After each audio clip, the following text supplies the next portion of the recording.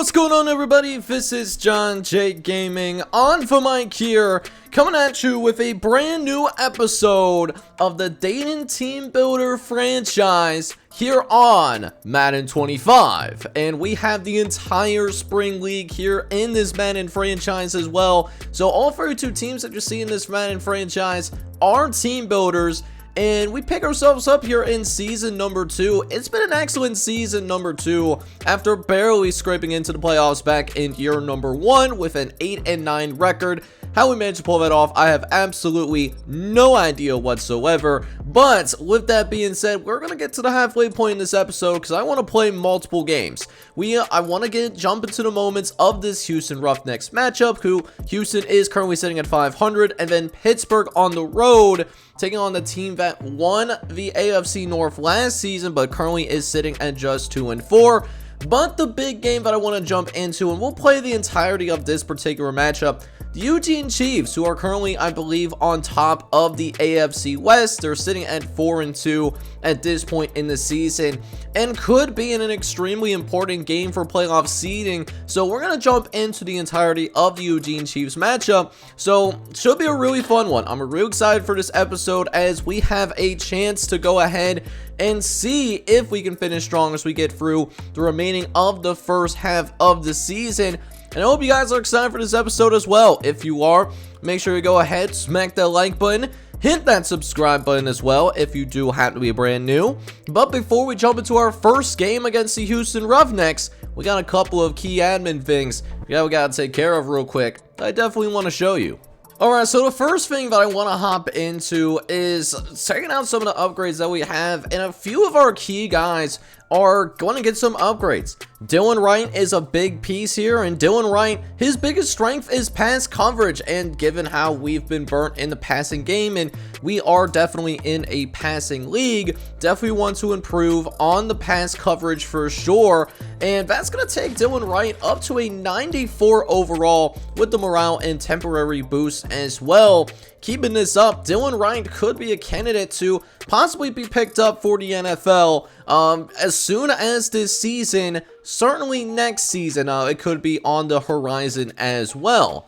Now, with that being said, we do have another key player getting an upgrade, and that's Andrew Collar. Andrew Collar, our starting quarterback, has been playing pretty well this season, up to an 87. So Andrew Collar, another one of those guys, has been playing some really good football as of late and has continued to show that throughout his career. We're going to also do improviser for him, because I want to see him get better on those throws on the run. And while he does get a +1 to throw on the run, he gets more to his throw accuracy in the short and intermediate as well. So that's going to bring Andrew Collar up to an 88 overall. And we already know what time it is. He's a certified baller. Now, a couple more upgrades that we do have is Champ Johnson. Now, Champ Johnson is one of our custom guys, and if I'm not mistaken, Champ Johnson, he hasn't seen the field yet. He's made it onto the active roster, which was something that was questionable, and he even has seen the field. However, with that being said, though, we're just going to work on his playmaker. That's going to bring his overall up to a very nice 69 overall. So hopefully that'll get him a little bit closer to actually seeing the field. He is actively competing with a Jason Bingham in order to make that happen. And then Trey Dawson is the other person that is going to get an upgrade. We're going to work on his power rusher for the time being. That power rusher is going to get a +2 to those power moves. And this is someone that is a very young player, just a second-year player. He's mainly seen as a dev piece for us, if we're being honest. Now, one last thing that we wanted to get into before we jumped into our very first game is that we have a little bit of a chat with one of our receivers. But not just any receiver, it's our late round pick. We get him in the 5th round of the UFL draft this past offseason, DeAndre Bonzier. He's actually going to get a game day challenge to try and see if we can increase his developmental grade, and if we do get that, then maybe he could be a starting wide receiver for us, which if that happens, as a 5th round pick, that's amazing value. But my biggest concern is I want to win here on the field against this Houston Roughnecks squad. You know, we're still off to a great start, but didn't love what I saw in that matchup against Evansville. So I want to see our defense play at a generally higher level. We have a chance to do that here as we have a 4th and goal from the 1-yard line, and we get the stop on 4th down. Let's go, man. That's what I'm talking about. That's the defense that I really wanted to see, man, is be able to have those kinds of defensive stops. But the side consequence of that is that we do have to start this drive out from the 1-yard line. We'll see what we can do with that opportunity as we do end up targeting DeAndre Bonzier. I definitely want to try to get him open as much as I can here today. If it makes sense to throw him the ball, obviously if he's like covered pretty well, then we're not going to get it out to him.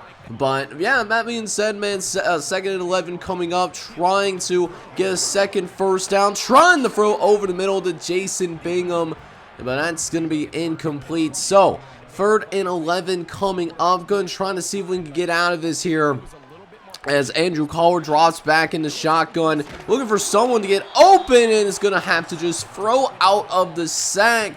So we had to punt this ball away. Was hoping to get another 1st down or 2 before we sent the ball back over to Houston. So while this game is still tied up, at the same time, though, we have really witnessed Houston take control of the game, it feels like. It seems like the game script definitely favors the Houston Roughnecks here early, as now 1st and 10 from the 13, throwing over the middle, and Peter Townsend, well, no, it's Dylan Wright that actually made the tackle. Thought we were going to give up a touchdown there, but instead it's going to be marked down at the 1-yard line, as we'll see the tailback for the Houston Roughnecks get the 1st points of the ball game, and that's going to be Gregory Jett that finds the end zone. We're going to be down 7-2 early. Yes, we find a way to get a safety in Sim, which is crazy to think about, but offensively, we're really not playing that well, although we do get bailed out here by the high-end talent, such as Paul Lashley. Paul Lashley could be someone that gets that NFL interest at the end of the season, especially with the start that he's been having thus far. But Andrew Collier is running the show and finds DeAndre Bonzier, who nearly gets the touchdown that we're looking for. One of the game day goals that we wanted. But after a failed 2nd and goal, we're going to run it up the gut with Peter Lashley, and Paul Lashley is going to find the end zone. Touchdown triangles, and Paul Lashley is going to give us the lead. However, Houston is going to respond with a field goal of their own coming into the next drive. But, you know, do have an opportunity to do a little bit of a 2-minute drill here with 55 seconds left to go. And we did not see that safety come down. Really wanted to throw that ball to Grayson Heidick, as Grayson Heidick was actually running that stick route. But it didn't work out in our favor at all. Houston's going to take over it deep inside our own territory, so really need our defensive unit to really stand tall here, as we do have a 2nd and 5 coming up as we try to get a sack on defense, and that's what's gonna happen.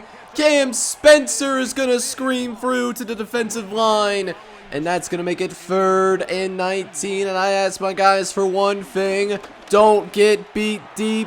And while this was a deep catch, we are able to force 4th down. It'll be real interesting to see what Houston decides to do with 33 seconds left. And you know what? They're saying that scared money doesn't make any money, because they're going for it here, as it's going to be a running play, and they are just barely going to get enough for the 1st down. We were right there, though. So now we really need our defense to go ahead and lock in here. 20 seconds left. Paul Bass trying to take away the deeper receiver and just didn't get any help from the linebacker, Devin Poinier. And Houston's going to have an easy touchdown. Paul Bass just put in a incredibly difficult position. And so with that being said here, man, we're going to find ourselves down 17-9 at the halftime break. But one of the first things that we saw here in the second half is that while we do miss that field goal, we actually get a little bit of a break here. We have a roughing the kicker penalty that's going to provide us an automatic 1st down. And that automatic first down takes us in eventually to Houston Roughneck's territory. And we will take full advantage as we find Chris Saxton in the end zone. Touchdown, Dayton. And we will cut this to just a 2-point game. However, third down coming up for the Houston Roughnecks as they try to answer back. Running out of time here a little bit, but going to scramble for the first down marker. And just barely going to get there, man. Oh my goodness, was that a close call? Cam Spencer just was not quick enough there. So the drive will continue as they'll throw out to the left-hand side. They do find their connect with their star wide receiver as they help keep themselves on schedule. As now, 2nd and 5, looking over to the left-hand side, it's intercepted! Paul Bass able to take it out of the end zone. Probably should have taken the kneel down, but Paul Bass, got a little greedy there. And that's going to keep us in this game, even though we don't have the best offensive performance here against the Houston Roughnecks. But one drive could certainly change that, as we have a chance to come out here and possibly win this game. So let's see if our second-year quarterback can deliver. 2nd down, throwing to the right-hand side. A tight throw to Grayson Heidick. And the star tight end actually could not hang on to it. So it's going to be a 4th down and 1 that would definitely decide the game. 4th and 7 coming up. Who wants it more? Collier dropping back. Looking to the right-hand side, he wants Chris Sexton! And Chris Sexton's gonna get open! First down, Dayton Triangles! And just like that, we find ourselves in field goal range here. Paul Lashley gonna draw us even closer. Now well in the field goal range of Felipe Nichols, our kicker, out of Finley. So let's see what we can roll with here on this 1st and 10. We try to pass a little bit closer. I mean, that is our identity. But that's going to be marked as an incompletion. So now, 3rd and 6 coming up. Call, we're going to go ahead and run up the gut for Paul Lashley. He does not reach the first down marker. And while we do end up settling for a field goal, we know our defense to make a defiant stand. 1 minute left. They got one timeout to work with. Looking over the middle, and that's a nice one-handed snag. I mean, I can't even be mad about it. That was a beautiful snag by the tight end. And just like that, Houston is almost in field goal range. And this first down should do it. Houston is firmly going to be in field goal range after that completion. And then anything else that happens after that is simply a formality. It doesn't help that Roberts could not settle the edge. And so a decision time here for your Dayton Triangles. I think what we might do is if they run it again, we might just let them find the end zone. And they don't do that here. Dayton will instead use a timeout. So 2 timeouts we'll have to work with here, as they'll go ahead and run up the gut again. And at this point, we ended up deciding to try and letting them find the end zone. Can only control one person at once, so that certainly does not help.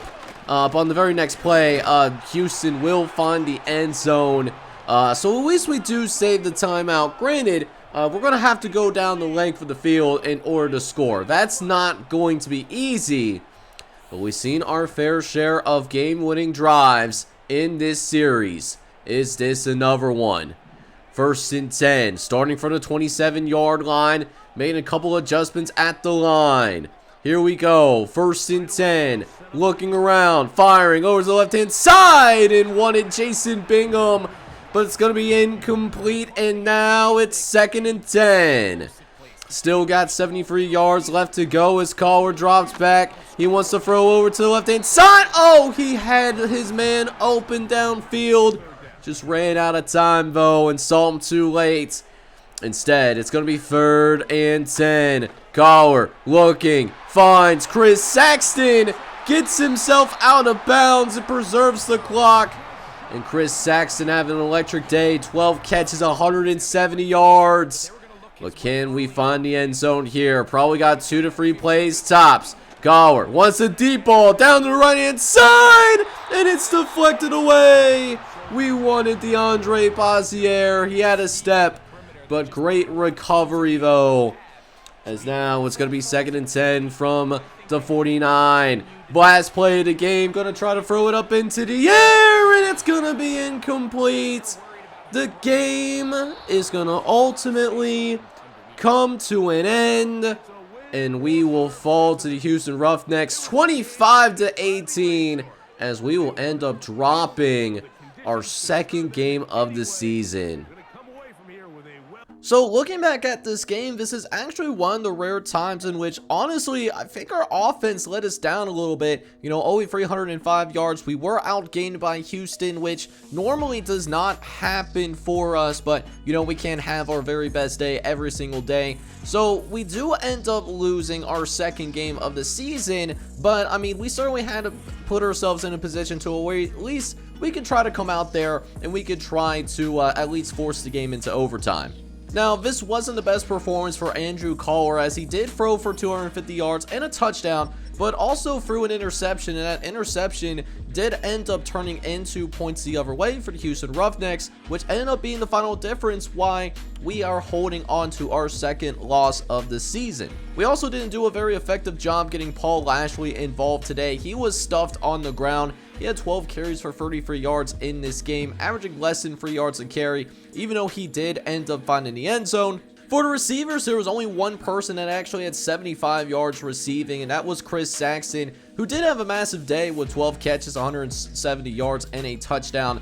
As for DeAndre Bazier, well, with that being said, you know, we tried to get him the ball when we were on the field in the moments, but, you know, definitely is going to fall way short of that 75 yards in order to receive the dev trait upgrade. And then defensively, Dylan Wright did lead the team in tackles once again. We had 9 total tackles, followed by our starting middle linebacker, Ricky Roberts, out of Alabama. He does end up with 7 total tackles in the game.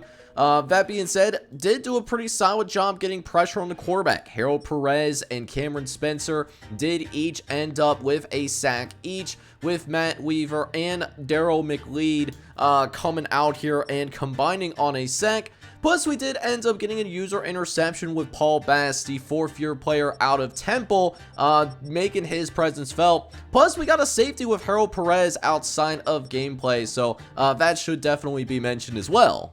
Now, the thing for us is that even though we aren't going to get that dev trade upgrade for DeAndre Bazier, and that is because we need to get him a receiving touchdown as well, we aren't going to get the dev trade upgrade, but we are going to get an upgrade just like to him in general, and I am going to work on his slot skills. So even though we don't get that dev trade upgrade that we're quite what we're looking for, he is still going to at least be a 69 overall, and quickly proving that this man can definitely be a wide receiver 3 for us. Now, the other upgrade that I had was for Austin Rayner, and Austin Rayner, he's been playing quite a bit, at least a little bit more than what I'm comfortable with, but he's actually been playing better than a 62 overall, so I am happy that we are getting an upgrade for him. And because we chose to work on his pass coverage, he actually becomes a scheme fit for us. +2 to play recognition, +2 to zone coverage as well, and a +1 to man coverage to go with all of that as well. So Austin Rayner is going to slowly but surely become more usable.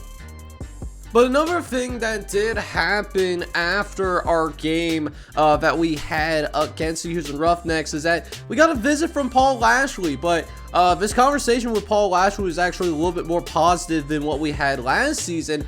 So we just want to let him know, like, hey, this man is having an excellent season. Ryan Clark even said on his podcast, which I didn't even know that he followed the UFL like that, but we definitely appreciate Ryan Clark for following the UFL in general. So we go ahead and just kind of pick his brain, seeing what he really wants to go for in terms of his goals for the rest of the season, because what we originally had for him was a little bit short. To be honest with you, he's already surpassed those original goals, and so Paul Lash just letting us know that, you know, he thinks 16 touchdowns is realistic. Now that's a lot for the pros. There is 17 games, so listen, I mean, 1 touchdown a game essentially. I'm definitely down for it. We can see if we can make it happen. But before we embark on our next game to try and see if we can help out Paul Lashley hit those huge goals that he has set for himself, we got a couple of upgrades for our guys, and Cameron Spencer is one of the notable ones. Now, Cameron Spencer is a good football player, but he's not a great fit for our scheme necessarily because he's someone that isn't very good in pass coverage. So I want to take this time to improve his pass coverage abilities right now, and we get him a +4 in zone coverage. So even though Cameron Spencer doesn't get an overall improvement, I am happy that we are able to improve his pass coverage a little bit, just to make him a little bit more rounded of a player, not just somebody that can rush someone off the edge.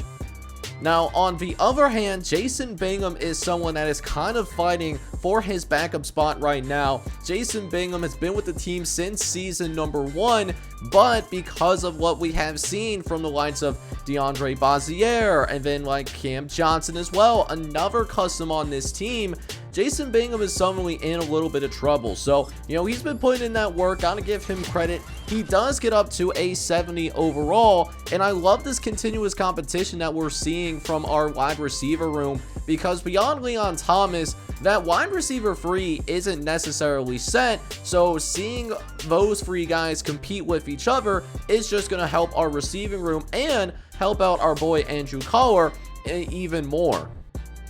But now let's go ahead and jump into the second game that we have in this episode as we go on the road to take on the hated Pittsburgh Maulers. Now, I know Pittsburgh is going to be trying to stand on business here, as last season we met them in the playoffs, and even though they were the division champs, we knocked them out of the playoffs last season. So I'm sure Pittsburgh is going to be searching for some revenge here, and you can see that they were standing on business to start this game out. Marcus Mebeth is going to get the first points of the game, and we quickly fall into a little bit of a deeper hole than what I originally wanted, as we're down by 10 already, and not even with a full quarter passing by, we have another touchdown opportunity for the Pittsburgh Maulers, and they are going to take it. Touchdown, Zach Dickens. And so we find ourselves down by a massive margin as Pittsburgh does score yet again off screen. This could get out of hand if we're not careful. So let's see if our boys can make something shake here. We do pick up the first down with Chris Saxton, but I have a feeling this might be coming back here, as it does. We literally get a holding penalty called against us. It's Eric Carey, our franchise left tackle. That is the dirty party. And now it's 3rd and 15. But we do see Paul Lashley lined up on a linebacker, and that is going to be barbecue chicken every single time. Touchdown, Dayton. And the Gem City gets itself on the board for the very first time today. Feels really good to get that goose egg off of the scoreboard, but make no mistake, we have plenty of work that needs to be done if we want to try and come back and somehow win this game. That will certainly help, though. DeAndre Bazier, who continues to shine in his rookie campaign. We do actually get him his first career touchdown at the professional level. As now 3rd and long coming up, trying to get a stop defensively. We'll at least get him to 4th down, but because it's 4th and 2, definitely would not be surprised if they go for it here deep in our territory. And they are going to risk it for the biscuit, but Ricky Roberts meets him there originally and slows him down just enough to be able to bring him down. And there we go, baby. A beautiful opportunity to create some momentum. Let's see if we can score in this next drive right here as we send Grayson Heidick into motion, throwing to the left-hand side, and a beautiful diving play by the safety in order to prevent a completion to Chris Saxton. So it'll be 2nd and 10 as we throw inside the 15-yard line, as Chris Saxton will go ahead and move the sticks. 1st down for the Dayton Triangles. But trying to move quickly, though, as we have a couple of timeouts. But I do want to try and save him if we can, as, oh, Jason Bingham almost comes down with it. Unfortunately, cannot hang on to it, though. So now it's going to be 2nd and 10 instead, where the very next play, we'll just dump it off to Grayson Heidick here. He'll get us a little bit closer, but we need to have a positive play here if we want to have any chance at a Felipe Nichols field goal. We'll see if we can get it here, as sure enough, Chris Saxon opens it up. We're thinking more than just a field goal. That's another touchdown on the board. Touchdown, Dayton Triangles. That's another one. That's another one for Chris Saxton, who is a certified bad man. And it makes it much closer. Didn't think it was going to be like this when we fell 24-0. But here we are, barbecue on the titties. And we actually do have a shot at this thing, man. Let's see if we can take the lead for the first time today. We got 1st and goal from the 4-yard line, trying to set up the play action. Nobody really open, though. Saw a circle late, but crossbody throws. Very risky here in Madden. And so that's why I didn't really pull the trigger. So ended up taking the sack. Don't love it. It's a 15-yard sack. And so we're going to see if Paul Lashley can kind of get us a little bit closer. Make this a little bit more reasonable of a third down. And 3rd and 13 is really not what I'm looking for here at all. So we'll see if we can create some magic. But the most important thing is don't turn the ball over. We are going to have the field goal in the back pocket, as we'll drop back to pass. Wants to throw to right hand side, and that was nearly intercepted. Really ignoring my advice there. Just glad that that linebacker had hands made of butterfingers, because we could have definitely got cooked there. So 20-for-all here, as very next possession, Pittsburgh is going to drop a dime in the back of the end zone. Is that linebacker on a running back, Furman Leggett, able to take advantage of the matchup issue. Rick Roberts is a good player, but unfortunately, that being said, definitely not the same speed as a running back like him. So we're back down again. We are down 31-24, and this is a critical 4th down. We gotta come away with this 4th down conversion. We need this in the worst way right now. 4th and 3. Going ahead and setting something up possibly for Jason Bingham. But we said throw short to DeAndre Bonzier, who makes the catch. And is going to be able to get across the 30-yard line as well. As Andrew Collar, while he's turned the ball over a couple times today, he's moved this ball downfield. He's given us a chance to win. Let's see if we can finish this drive out, as we find ourselves in the red zone yet again. As Collar is now over 350 yards today. As a couple of plays later, we look at a 3rd and 9. Collar looking over to the left-hand side. Finds Chris Saxon, who's going to have to come out here and make a contested grab. Another great performance here for Chris Saxon, though. He's got 7 catches for 130 yards. Unfortunately, we do lose one of our offensive linemen in the process. Had a foot fracture. But we're going to run behind our backup right guard, because we had that much belief in him. But Paul Lashley, he's going to fall just short.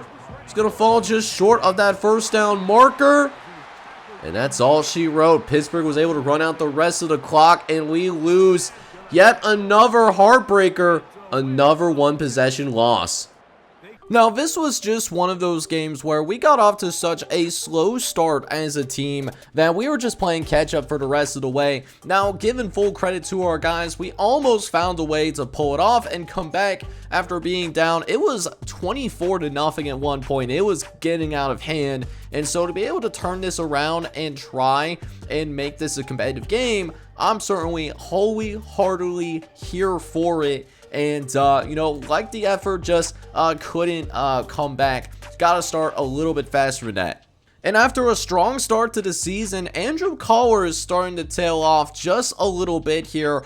This is actually probably his worst game of the season. 24 for 42, so under 60% of a completion percentage.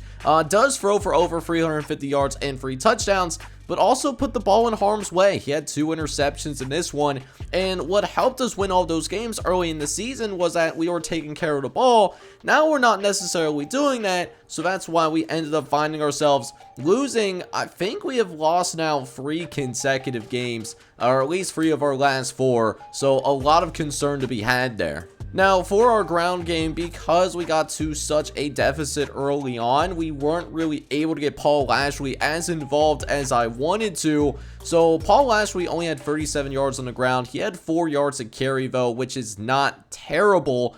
But what I will say is that we had a few touchdowns from multiple guys. Chris Saxon had 7 catches for 130 yards.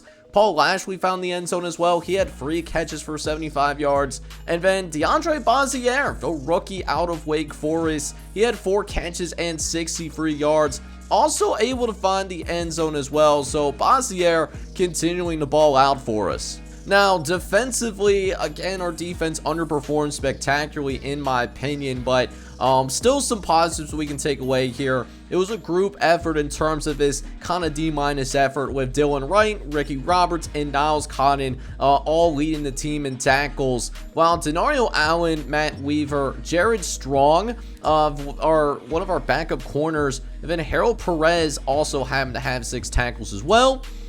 We did manage to get to the quarterback plenty of times today, and Matt Weaver has been a menace. Matt Weaver ends up with 2.5 sacks in this game alone. He was certainly a game breaker, trying his best to will his team to victory, but it was just not meant to be. Cameron Spencer, who is more of a pass rusher than a linebacker, he gets a full sack, and then Ricky Roberts helps contribute to a sack as well. He gets half a sack in this game. I don't think we forced any fumbles. No, actually, we got 2 fumble recoveries. Dylan Wright actually ended up recovering 2 fumbles. One of them must have been off of a, pitch or something. Because, Dylan Wright is the only person that's recorded a forced fumble, and he has 1. But I don't see anybody else get a fumble recovery, which is real interesting to me.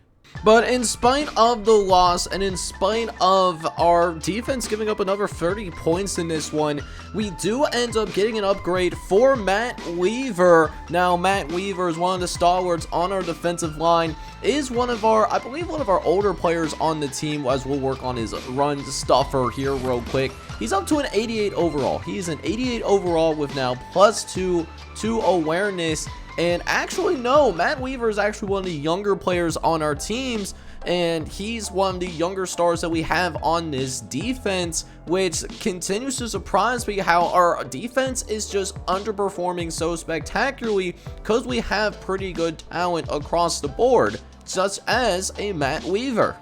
Now, what I thought I was going to be able to do was enjoy Barry Alfman's return to the starting lineup, because he did just return back from injury. However, it didn't take too long for him to get hurt yet again. He ends up getting hurt once more, this time being a fracture to his foot.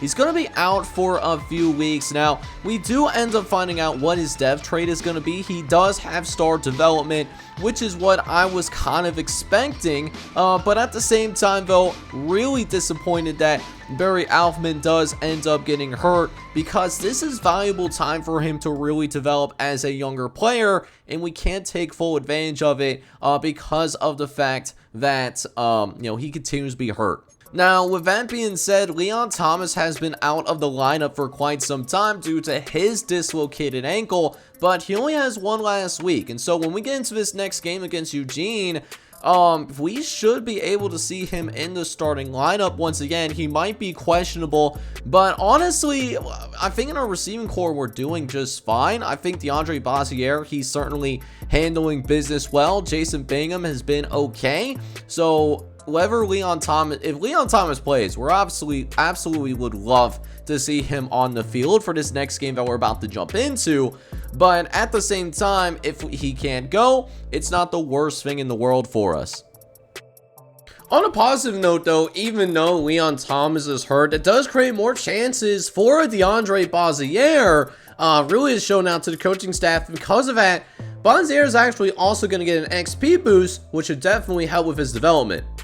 Now, because DeAndre Bazier was able to get some extra XP because of how he's been able to show out, getting the attention of that coaching staff, he does get another upgrade because he was bestowed with an extra 4,500 XP. So for this one, for DeAndre Bazier, we're going to work on his deep threat here. And that deep threat is going to take him up to a 69 overall, although he is probably a natural 68.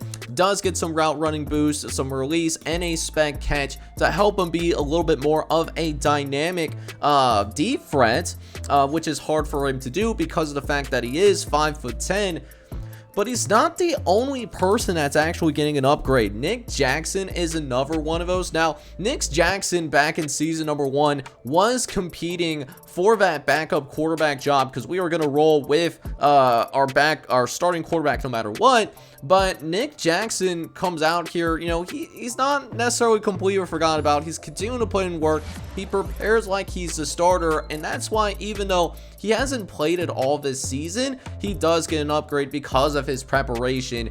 And so he does get a +2 to awareness in order to bring him up to a 64 overall, so that if in fact that both Wakefield and Collier go out, we do have a viable option still at that quarterback position. But the final person that we have here is Lamar Hayward. Now, Lamar Hayward is a 7th round pick that we had out of Utah. This was kind of a shot in the dark. Has some work to do, not only to see the field, but if he wants to remain on an active roster for a long period of time, he's got to really show things out here. For now, we're going to work on his run stopper, and that is actually going to at least take him up a couple of overalls. He gets a +2 to tackling and a +2 to block shedding. So Lamar Hayward's going to give himself a little bit better of a chance because of that, but make no mistake, he has some work to do still if he ever wants to see the field for us. So the last game of this episode has us going on the road to take on the Eugene Chiefs. Now, Eugene does come in with a pretty solid record, not a liquid or gas. They're 5-3, just like we're 5-3 right now. So this is a big game here for both teams, as we're in a little bit more of a prime time spot, playing at that 4:05. And early on, I am not encouraged by what I am seeing defensively at all. Gregory Sanders, the quarterback for the Eugene Chiefs, he's able to really get cooking here, as 3rd and short coming up. We're going to throw down to the left-hand side, and that's going to be caught for a 1st down. Zerk is going to be able to move the chains for the Eugene Chiefs.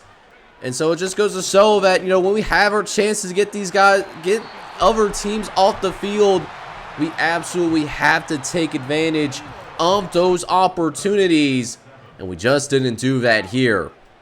But 3rd and 7 coming up, though, as Sanders is going to go ahead and make a motion out to the edge, as 3rd and 7 looking over to the left-hand side, throwing, caught, touchdown Eugene, but there is a flag on the field. We'll see who this is going to be on, and I have a feeling that it's going to be on Ricky Roberts. Illegal contact. We did rub with one of the other receivers when we were trying to use her against that linebacker. And so Eugene will get on the board first. And we're already down 7-0. And it doesn't help as well that we actually go 3 and out on our next possession. So slow start here once again. Kind of giving that similar vibe to what we had in the Pittsburgh Maulers game that we had earlier in this episode. As they'll throw again on that pivot route over the middle. That's going to be caught for yet another 1st down. As that will get the Eugene Chiefs across midfield. And there we are, Eugene putting together yet another really productive possession here. And you can see they're not really getting a ton of explosive plays out on the field. But they're just dinking and diming us. And they are just taking the soul out of our defense right now and really getting this home crowd into it here early. Not how we want to conduct things at all. As Eugene is able to complete yet another pass up the middle for a gain of 8. As now it's going to be 2nd and short coming up. Sanders throwing to the left-hand side is going to complete it. As that will get across the 20-yard line there. Jared Strong going to be able to come in and finish the tackle eventually. But it looks like once again Eugene is going to have a red zone opportunity and in serious contention to make this a 14-0 lead before we even get out of this quarter. So really need my defense to lock in here. We'll see if they can get it done. But Sanders finds it. No, it's not. It is not caught for a touchdown. Our defense is able to lock in after all. And surprisingly, Eugene settles for a field goal. I'm actually surprised they didn't go for it on 4th and 1, given how successful they've been offensively.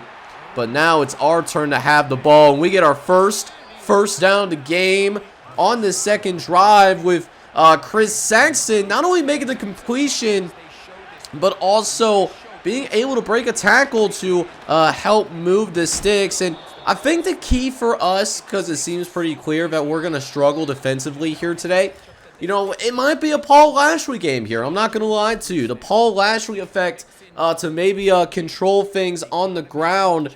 Maybe it's a time possession game that we got to utilize.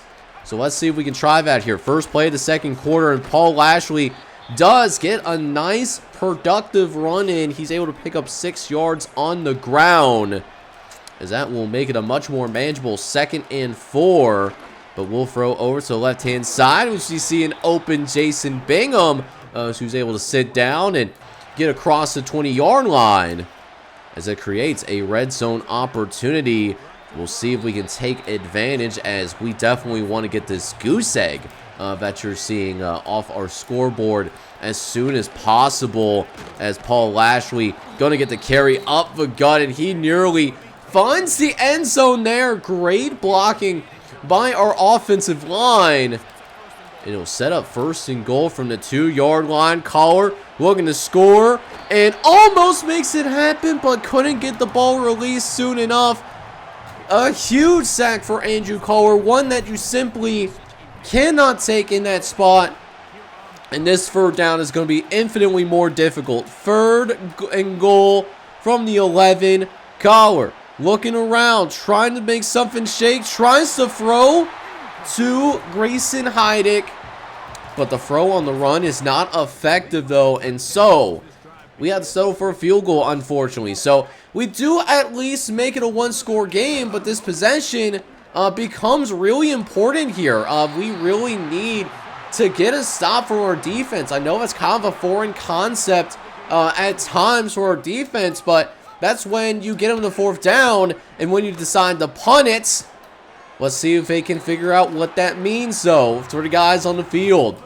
3rd and short coming up, so a chance to get Eugene off the field, as Gregory Sanders is making some changes at the line of scrimmage. It's a straight drop back to pass, and is going to throw it out quickly. Paul Bass and Ricky Roberts do combine on the tackle, but it is incredibly frustrating to see that, you know, we had our opportunities to get him off the field, and yet again, we just simply failed to do so. It's been one of those kind of days here in Eugene, Oregon. Another 3rd down coming up, though, is 3rd and 5. Come on up, as Gregory Sanders moves a man into motion here real quick, as Roberts will drop back, looks over to the left-hand side, and finds him on the curl pattern. Paul Bass is there to immediately make the tackle, but is not able to draw the ball loose, so it will result as a completion. And for the 3rd time today, the Eugene Chiefs find themselves in the red zone, and they will capitalize in the red zone, as that will be a touchdown for the Eugene Chiefs once again, with Darius Robinson making us pay for it. And so we find ourselves down now 17-3. And here's that $1 million thing too. We're not responding offensively like at all. We go 3 and out yet again. And so Eugene gets the ball yet again. And this time Denario Allen gets picked on for a quick completion. It's those short routes that are, you know, we're having just a hard time covering as we get to the 2-minute warning. But coming out of the 2-minute warning, that time around, we actually have a good play. Peter Townsend, the superstar corner, able to actually make a play defensively. So now it's 2nd and 10, thanks to that rare incompletion. that we were actually able to force instead of just a throwaway. So that eventually brings third down. Third and 3 coming up here as Gregory does move a man in motion. Sanders drops back and is going to throw it to right-hand side, but Dylan Wright cannot make the tackle though. A chance to get him off the field. Dylan Wright was there to make the play and gets absolutely torn apart. You absolutely hate to see it, but we got to keep it rolling here as we try to just continue to play ball. Didn't love what we saw there, but 3rd and 8 though. Can we finally figure out how to stop him on 3rd down? It's been difficult to do that today. Sanders is going to keep that going though as the play action kills him. Touchdown Eugene. And the play action created the opportunities to throw it. He had multiple options if we're being honest with ourselves here. So with 1 minute left, we're down by a few touchdowns. Really got to score at this point here as Collar is looking for somebody to get open. Does not love what he sees upfield at all and just kind of throws it in the dirt. So not a great start here offensively here either, but we'll connect with Chris Saxon once again as we'll end up using one of our timeouts. We still have 2 timeouts that we can use. So let's see if we can make something shake here. 1st and 10 after the completion. Wants to throw over the middle as we had an open spot for Chris Saxon, but just ran out of time in the pocket though. It is going to be 2nd and 10 instead. As Collar drops back the pass. Wants to throw over to Grayson Heineck, and Heineck drops it. He just straight up drops the pass. And it's going to be 3rd and 10 coming right up here. As 3rd and 10 from the 43-yard line. Collar looking over the middle. And it's intercepted. It's intercepted trying to throw out of the sack. And, I mean, Elijah Childress just makes a great play. You cannot blame that on Andrew Collar. You just can't. Just terrible luck today. And it's really just been the story of this game. You know, like Eugene, they just made the plays a whole lot more consistently than what we've been able to make plays on either side of the ball. It's crazy to see that. And here's the thing, I would understand this if we were just completely outmanned and outgunned, but our overalls are very similar. So I don't know, like if y'all guys have like any suggestions in terms of like playing good defense against the Madden CPU, I'm definitely all ears for it, because I mean, we're trying everything and it just seems like no matter what we try, we're getting cooked. We are definitely getting cooked. I'm not going to even try and deny that. As Eugene gets into a goal line situation yet again, and they are going to score yet again. It's another touchdown for Eugene. This one is to Will Harden, as Eugene is going to take a 31-3 lead at the half. I'm sure this is going to raise some eyebrows around the league. So with that being said, you know, we're going to try and see if we can come out here and play a little bit better here in the second half. I mean, we certainly can't play worse, I would imagine. We'll start things out in the second half by connecting with Leon Thomas. He's back after having some injury issues the past few games, and that, you know, created more opportunities for DeAndre Bazier. And listen, I think DeAndre Bazier is going to have a bright future, but, you know, for now, Leon Thomas gives us the best chance to win as of right now. And he's a little bit better of a blocker as well, which is nice in these, you know, more primetime games when we do end up deciding to play the entire game versus just playing the moments. The 3rd and 4 coming up here, though. We'll see if we can get a Leon Thomas or somebody else open. We do find Jason Bingham, but it's short of the sticks here. But given how things have been going defensively, we might as well go for it. You know, we cannot come out of this first drive of the second half without any points. And it's close, so let's go ahead and go for it here. And the gamble pays off beautifully. Paul Lashley able to get wide but naked open. And so it's a 1st and 10 for the Dayton Triangles. And now we're finally starting to see this offense find a little bit of a groove. Is it probably too little too late? Absolutely. But, you know, I would rather play when it's too late versus not being able to find anything positive to take out of these games.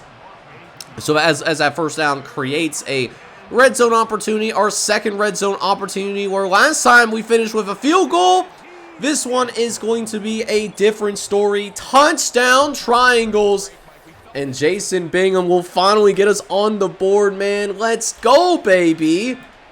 And not only that, but we also forced Eugene to actually go 3 and out. Imagine that. Imagine that, chat. We get a stop on defense. Incredible work being done. So let's see if we can take advantage of it here, though, as even though we are down by 3 scores, I definitely don't want to abandon the run, because we are having some solid success with the running game. It's providing good balance and relieving the pressure off of a younger quarterback. We definitely appreciate that for sure. Because even though we know Andrew Carr in this passing attack can cook, it helps when you can have that threat of running the ball as well. And you can see why there. Paul Lash was able to find a way to find a few extra yards as we do get ready to jump into the final quarter of action. We're still down by a tremendous amount. We're down by 3 touchdowns. But at the same time, though, if we can get another score here, this game could get a lot more interesting in a heartbeat. So let's see if our boys can do that. 1st and 10 as we try to throw over the middle to Grayson Heidick. And again, Grayson Heidick just cannot hang on to it. We're surprised that ends up being dropped. So we're going to roll with it again here on 2nd and 10. As Caller lines up in the shotgun. See that no one is, well, they are kind of hanging back here. But we didn't really have anyone to throw underneath besides who we tried to throw the ball to. Also, doesn't help that Eric Carey gets hurt in this game as well. He dislocates his elbow. He's going to be out at least for the rest of this game and then some. But we get intercepted trying to throw it out to Grayson Heidick. And the decision is not terrible. I full-heartedly understood the vision. But Grant Zimmerman was able to cut it off. And probably in hindsight, maybe should have layered it a little bit more. Probably should have led him a little bit more. So maybe that's our best shot of a comeback, was that particular drive. The interception absolutely was a backbreaker for sure. But we just got to keep playing hard. And at this point, we just got to come out here. We got to play with some pride, man. We just got to simply come out here and play with some pride. We'll see if our boys can do that here. We have a chance to get him off the field. 3rd and 7. Sanders going to drop back, roll to his right, and force to throw the ball away on 3rd down. So at least we get yet another stop. Again, just some things defensively that we can build upon going forward. But it doesn't matter if we can't cut into this lead with our offense. They need to get some points up on the board. As we'll throw to the right-hand side, and we're starting to get a little bit desperate. I'm not going to lie to you. We can't continue to just remain patient. We just really need chunk plays as much as possible. But, I mean, when they're giving it to us, I mean, that's just simply how the cookie is going to crumble sometimes. So here we are, 3rd and 3 coming up here. Caller getting ready to roll out and get Grayson Heidick in motion. Dangerous throw to Jason Bingham. And we're very fortunate that didn't end up being incomplete. So now, 4th and 3 coming up. You already know we're going for it here on 4th down because we're not going to give up. Throwing to the right-hand side, and Heidick cannot hang on to it again. It's another drop for Grayson Heidick. I mean, the tight end is supposed to be a safety blanket, but Grayson Heidick has not had a very good game at all. It just has not happened for us. And so Eugene will take over inside our 30-yard line, where Sanders will dump it off to the flat. He'll throw to his tight end, and his tight end is going to actually make the catch and pick up a gain of 6, where Sanders will drop back again. We'll go over to the left-hand side, and that's somehow caught, even though we hit him right away. So our guy makes a big hit, and he can't draw it loose, but our guys that are good overall receivers, like Grayson Heidick and Chris Saxon in particular, and they drop it. And I mean, I don't know, man. Maybe the game doesn't want us to win. They don't want us to be successful. EA can be your biggest hater, man. That's for sure. But that being said, 5 minutes left in the game. We're down big. but I want to see if we can get at least one good drive in. Just something to feel positive about as we encroach ourselves into the second half of the season. There's Grayson Heidick. There's his ability to make the catches. This is a Grayson Heidick that I am used to seeing. Not him doing all of these drops all the time. But 3rd and 3 coming up. We will dump it off to Leon Thomas, who does get open on the slant pattern. He's able to move the sticks for the first down. But the clock is still going to be running though. 3 minutes left in the game, and that was a dangerous throw.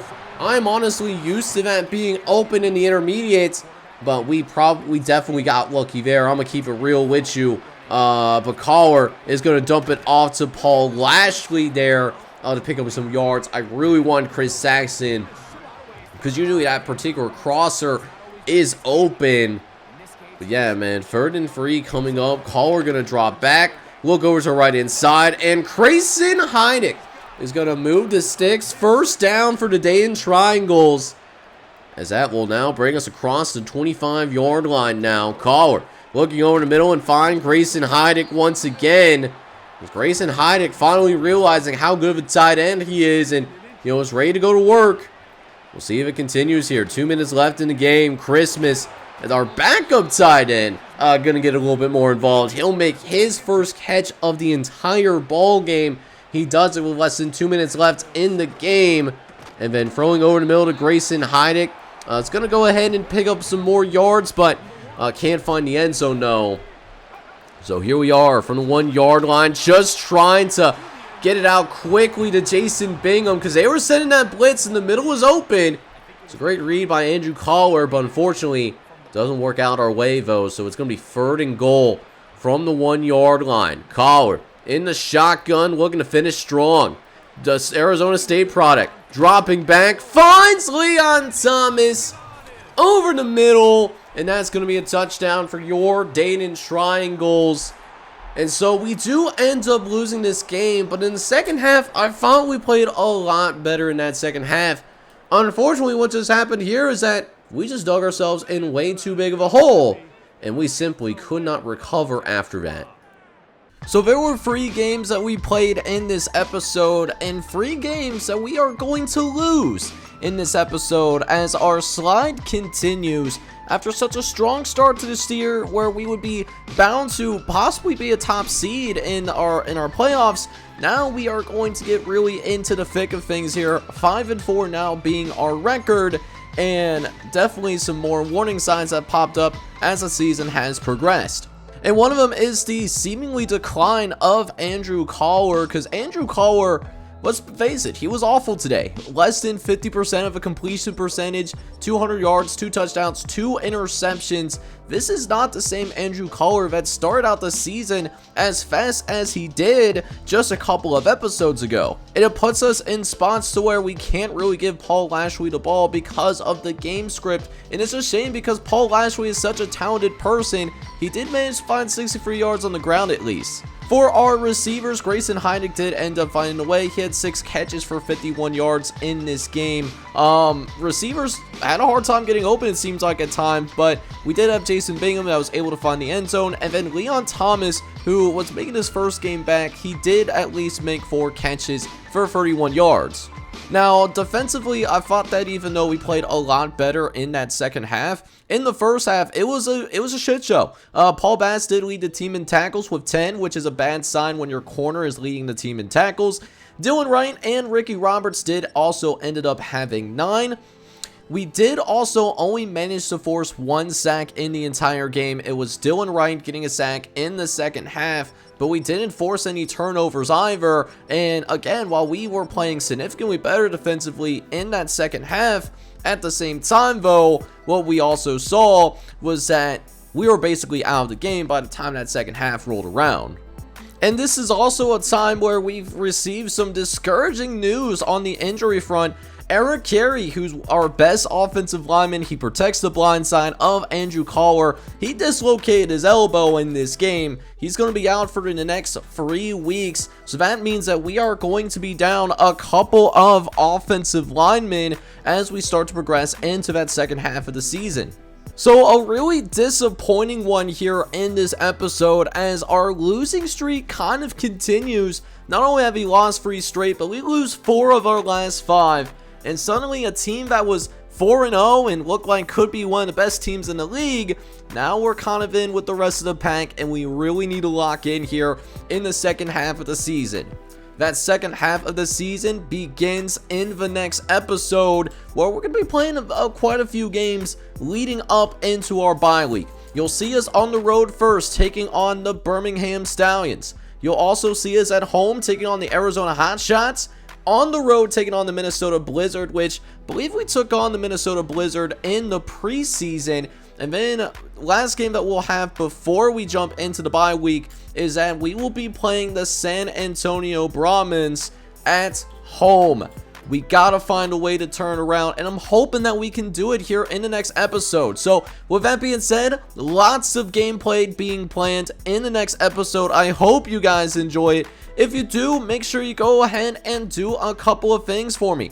Hit that like button, and then also hit that subscribe button as well if you do have to be brand new to the channel. This is John J Gaming on the mic signing off, but hope you guys are all out there having a good one. Take care, everybody.